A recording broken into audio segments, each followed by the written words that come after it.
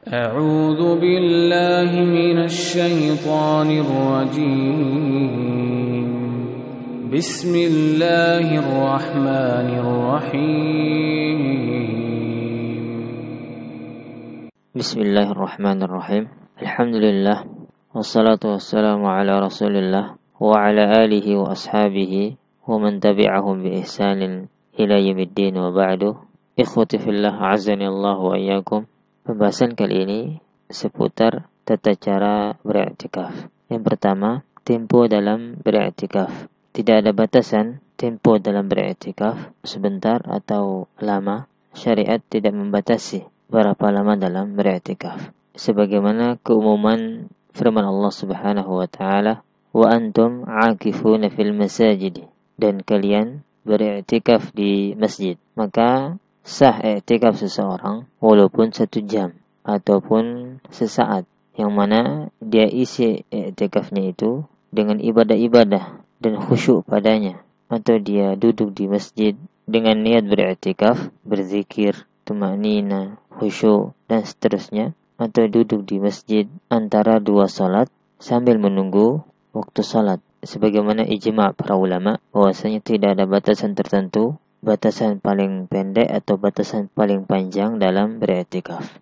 Adapun waktu, boleh seseorang beriktikaf kapan saja. Dan waktu beriktikaf yang paling utama yaitu ketika di bulan Ramadan, dan lebih ditekankan lagi di 10 hari terakhir di bulan Ramadan, karena Nabi SAW melakukannya. Sebagaimana dalam hadis, kana ya'takiful 'ashral awakhira min Ramadan hatta tawaffahu Allah azza wa jalla. Nabi SAW beriktikaf di 10 hari terakhir di bulan Ramadan sampai beliau meninggal dunia. Hadis riwayat Bukhari dan Muslim. Ini sebagaimana kesepakatan ulama mazhab yang 4, Al-Hanafiyah, Al-Malikiyah, Al-Syafi'iyah dan Al-Hanabilah. Berkata Ibnu Daqiq Al-Id, "Wastihbabuhu fi Ramadan bikhususihi." Dan disunahkan i'tikaf tersebut lebih khusus pada bulan Ramadan. Wa fi al-'ashr al-awakhir bi khususiha. Dan juga disunahkan beriktikaf di 10 hari terakhir di bulan Ramadan lebih khusus lagi. Dalam kitab Ihkamul Ahkam jilid 1 halaman 293. Adapun dalil disyariatkan i'tikaf di luar Ramadan yaitu hadis Aisyah radhiyallahu anha yang pernah kita sebutkan. Bahwasanya Nabi SAW beriktikaf 10 hari di bulan Syawal. Dan beriktikaf di 10 hari terakhir bulan Ramadan dimulai dari terbenamnya matahari pada malam ke-21 dari bulan Ramadan. Ini sebagaimana hadis Abi Sa'id Al-Khudri radhiyallahu anhu, kata beliau, "Anna Rasulullah sallallahu alaihi wasallam kana ya'takifu fil 'ashr al-awsati min Ramadan." فاعتكف عاما حتى إذا كان ليلة 21 وهي الليلة التي يخرج من صبيحتها من اعتكافه قال من كان اعتكف معي فليعتكف العشر الأواخر. Abu Sa'id Al-Khudri radhiyallahu anhu berkata, Rasulullah SAW beriktikaf pada 10 malam pertengahan di bulan Ramadan, lalu orang-orang mengikutinya hingga ketika malam ke-21, yaitu malam ketika beliau kembali ke tempat i'tikaf beliau berkata, siapa yang telah beriktikaf bersamaku, maka hendaklah dia beriktikaf pada 10 malam-malam akhir dan berhenti setelah terbenamnya matahari di akhir hari bulan Ramadan, sehingga dia beriktikaf di 10 hari terakhir dengan sempurna. Dan tempat yang paling utama dalam beriktikaf adalah di Masjidil Haram. Kemudian berikutnya Masjid Nabawi, kemudian setelah itu berikutnya Masjid Aqsa. Kemudian setelah itu Masjid Jami' yang besar yang ditegakkan padanya salat Jumat dan jamaah. Dan ini sebagaimana kesepakatan ulama mazhab yang 4. Ini dikarenakan bahwasanya masjid-masjid yang 3 tadi telah Allah khususkan padanya lebih dari sisi kemuliaan atas yang lainnya, dan masjid-masjid tersebut masjid yang paling agung dan paling utama, sebagaimana yang disebutkan oleh Ibnu Taimiyah rahimahullah. Beliau mengatakan, wal masjidul haram afdalul masajid wa yalihi masjidun nabawi alaihi salatu wassalam wa yalihi masjidul aqsa. Dan masjid haram, masjidul haram, masjid yang paling utama, kemudian setelahnya Masjidul Nabawi, kemudian setelahnya Masjidil Aqsa. Dalam kitab Majmu' Al-Fatawa jilid 27 halaman 7. Yang kedua, kenapa diutamakan masjid-masjid tersebut? Karena setiap masjid yang agung, yang besar, dan banyak yang salat padanya, itu lebih afdal untuk beriktikaf. Karena beriktikaf harus di masjid yang ditegakkan padanya salat Jumat. Dan tentunya masjid-masjid besar, masjid-masjid yang memiliki kemuliaan, ditegakkan padanya salat Jumat dibandingkan masjid-masjid kecil, musalla, yang tidak ditegakkan padanya salat Jumat ataupun jamaah.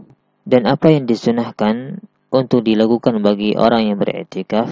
Tentunya seseorang yang beriktikaf disunahkan untuk menyibukkan diri dengan ketaatan dan ibadah-ibadah seperti membaca Al-Quran, berzikir, salat di luar waktu yang dilarang, atau yang semisalnya. Dan ini sebagaimana kesepakatan ulama mazhab yang 4, Al-Hanafiyah, Al-Malikiyah, Al-Syafi'iyah, dan Al-Hanabilah. Dan itu dikarenakan bahwasanya i'tikaf disyariatkan untuk fokus beribadah kepada Allah Subhanahu wa taala dan mengkonsentrasikan hati sepenuhnya kepada Allah Subhanahu wa taala. Dan tidak ada zikir khusus dalam beriktikaf, dan tidak ada juga perbuatan khusus kecuali berdiam diri di masjid dengan niat i'tikaf dan memperbanyak ketaatan dan amal soleh. Dan tidak membatalkan i'tikaf seseorang jika dia membicarakan perkara-perkara dunia, dan disunnahkan untuk memperbanyak ibadah ketika dalam i'tikaf, sebagaimana Nabi SAW melakukannya. Sebagaimana hadis Aisyah radhiyallahu anha berkata, "Kana Rasulullah sallallahu alaihi wasallam idza dakhala al-ashru." Nabi sallallahu alaihi wasallam ketika masuk di 10 hari terakhir bulan Ramadan, ahyal laila, beliau hidupkan malamnya, wa ayqadha ahlah, dan membangunkan keluarganya, wa jadda wa shaddal mi'dhara, dan beliau mengencangkan sarungnya. Hadis riwayat Ahmad. Dan maksud dari syaddal mi'dhara yaitu mengencangkan sarungnya, bersungguh-sungguh dalam beribadah lebih dari biasanya. Dan maksud dari sabda Nabi ahyal laila, beliau menghidupkan malamnya, yaitu mengisi malam tersebut dengan ibadah-ibadah, salat, zikir, baca Quran, dan lain sebagainya. Dan maksud dari sabda Nabi wa ayqadha ahlah, dan beliau membangunkan keluarganya, yaitu beliau membangunkan anak dan istrinya untuk salat dan untuk memperbanyak ibadah. Dalam hadis ini terdapat faedah. Yang pertama, disunahkan untuk menambah ibadah di 10 hari terakhir di bulan Ramadan. Kemudian yang kedua, disunahkan menghidupkan malam-malamnya dengan ibadah-ibadah. Ini semua dalam rangka mendapatkan pahala yang besar di bulan Ramadan dan juga mendapatkan Lailatul Qadar, sebuah malam yang lebih utama dari 1000 bulan. Dan Lailatul Qadar, kenapa dinamakan Lailatul Qadar dengan nama ini? Karena pada malam tersebut para malaikat mencatat takdir-takdir setiap tahunnya, dan juga rezeki-rezeki dan ajal-ajal yang akan terjadi pada tahun tersebut. Sebagaimana firman Allah Subhanahu wa taala, "Fiha yufraqu kullu amrin hakim." Pada malam itu dijelaskan segala urusan yang penuh hikmah. Quran surat Ad-Dukhan ayat 4. Dan juga Allah Subhanahu wa taala berfirman, "Tanazzalul malaikatu warruhu fiha biidzni rabbihim min kulli amr." Dan pada malam itu turun para malaikat dan ruh, yaitu Jibril, dengan izin Allah untuk mengatur semua urusan. Dan juga dinamakan Lailatul Qadar karena agung dan mulianya malam tersebut. Sebagaimana disebutkan, khairun min alfi syahr. Bulan tersebut lebih mulia dari 1000 bulan.